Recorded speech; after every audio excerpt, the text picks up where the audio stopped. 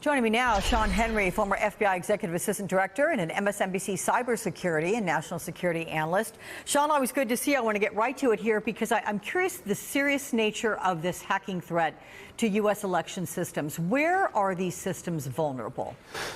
Well, Alex, these systems are somewhat disparate. We have a decentralized election process in this country. You've got state, local, and federal election processes.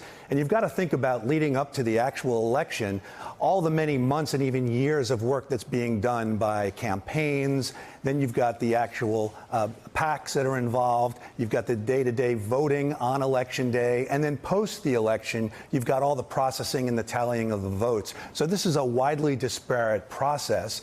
That being said, the Department of Homeland Security has recently designated our election process as critical infrastructure.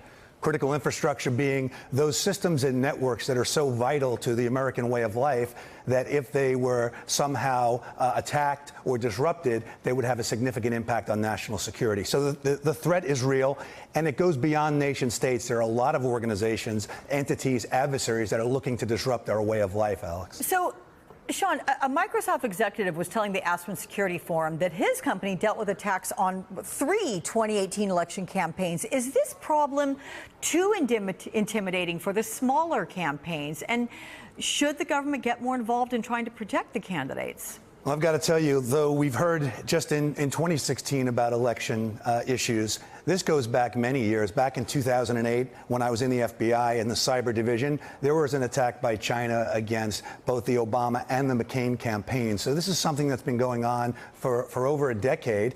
I think that when we think about the capabilities of adversaries, what their tools and tactics are, what their specific motivations are, that it absolutely goes above and beyond the capabilities and the expertise of some of these smaller entities when you think about counties and local organizations, and that the ability of the United States government with its many resources and its expertise, they can add a lot of value to help protect that critical election process. So Deputy AG Rod Rosenstein has announced a DOJ plan to battle election hacking. There are 6 major threats in his mind, and I'm going to go through them here. Direct damage to computer systems, data theft, fraud schemes, extortion, blackmail, attacks on critical infrastructure, and malign foreign influence operations.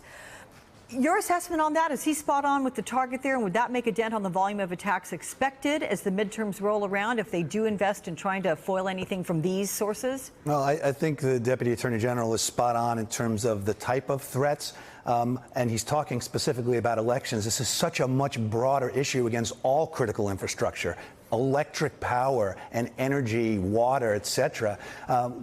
In talking about specifically the elections, the U.S. government has a lot that they can bring to bear against these multiple adversaries. First, they can bring intelligence that they've collected to make people aware, the local agencies, about who the particular actors are and what types of things they should be looking for. They can also provide expertise in terms of incident response, training, and the like.